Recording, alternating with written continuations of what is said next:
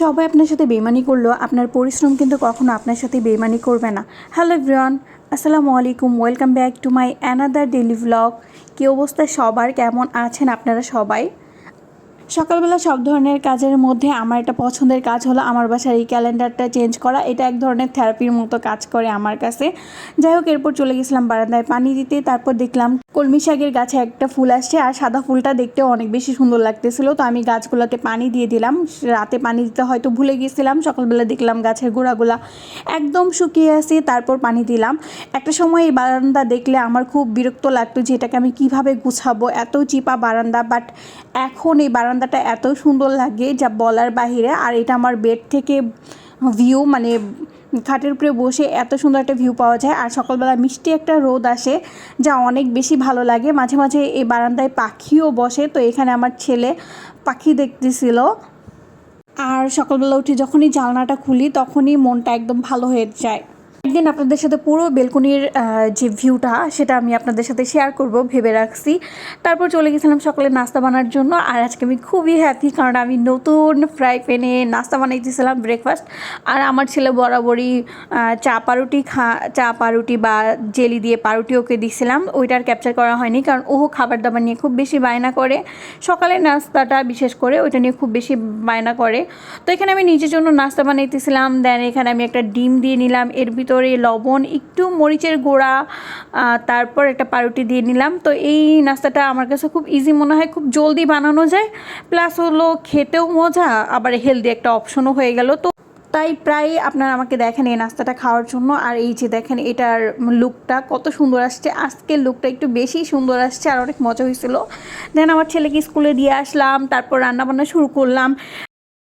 আর এখানে আমি পটল আলু ভাজি করতেছি। এইভাবে পটল ভাজি করাটা আমি আমার মার কাছ থেকে শিখছি, আর এটা অনেক বেশি মজা লাগে। যদিও আমার পার্সোনালি অনেক বেশি মজা লাগে, আমার হাজব্যান্ডের সেরকম ভালো লাগে না। সত্যি কথা বলতে আমার অনেক বেশি ভালো লাগে, এবং মানে পটলের ছোকলাটা হালকা ছুলে যে ভাজিটা করা হয় আর কি। যাই হোক, তারপর এখানে একটু চিকেন ভুনা করব। আমার হাতে সময় কম ছিল, মানে ইদানিং দিনগুলো এত ছোট, মানে ঘুম থেকে ওঠার পর কীভাবে যেন একটার আজান পড়ে যায়, মানে জোহরের আজানটা দিয়ে দেয়। আর আমি চেষ্টা করি যে জোহরের আজান পর্যন্তই যেন আমার টুকটাক যা কাজকর্ম আছে সব কিছু শেষ করে পরবর্তী সময় যেন ফ্রি হতে পারি।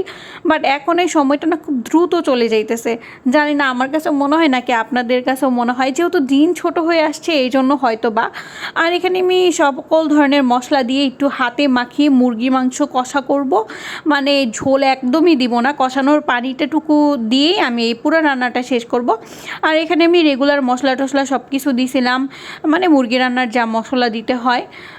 সেদিন একটু আদা রসুন ব্লেন্ড করছিলাম, তো ভাবলাম ওই জারটা ধুয়ে পানি দিই। এই যে কষানোর একটু পানি দিছিলাম, তারপরে এভাবে মাখা মাখা করে দিছিলাম। আর এভাবে মাঝে মাঝে কষায় রান্না করলে এই তরকারিটা খেতে অনেক বেশি ভালো হয়। শুরুর দিকে যে কথাটা বলতেছিলাম, আমরা অনেক সময় না হতাশ হয়ে যাই যে আমি এত পরিশ্রম করতেছি কিন্তু আমার কোনো ফল আসতেছে না। কিন্তু একটু কষ্ট করে যদি আপনি ধৈর্য সহকারে সেই কাজটা কন্টিনিউ করেন, অবশ্যই আপনি তার ফল পাবেন। যেমন ধরেন আমার এই পেজটা, আমি শুরুর দিকে এই পেজটা নিয়ে অনেক হতাশ ছিলাম। শুরুর দিকে যখন ভিডিও দিতাম তেমন রিচ হতো না, 30টা 40টা ভিউ। আর আলহামদুলিল্লাহ এখন কিন্তু মাশাল্লাহ ভালোই ভিউ হয়। তো দুপুরে একসাথে খাবার নিয়ে আসলাম, এখন আমিও খাবো, আমার ছেলেকেও খাওয়াই দেবো, ও খেলতেছে। আর এখানে আমি আমার পছন্দের ড্রামা দেখতেছিলাম আর খাবার খাইতেছিলাম। আলহামদুলিল্লাহ আজকের খাবারটা অনেক বেশি মজা হয়েছিল। দেন দুপুরের দিকে হাজব্যান্ডের সাথে চলে গেছিলাম একটু বাজারের দিকে। আর এখানে দেখলাম যে বেগুন গাছ, নানান ধরনের সবজির গাছ বিক্রি করতেছিল। তো এখান থেকেই জাস্ট আমি কয়েকটা মনে হয় লাউ গাছ কিনছিলাম। এখানে আমি 4 পিস লাউ গাছ কিনছিলাম 50 টাকা দিয়ে। তারপর এই যে বাজারের ভিতরে চলে গেলাম, টুকটাক বাজার সদাই করব। আর আজকের ব্লগটা এই পর্যন্তই। আল্লাহ হাফেজ।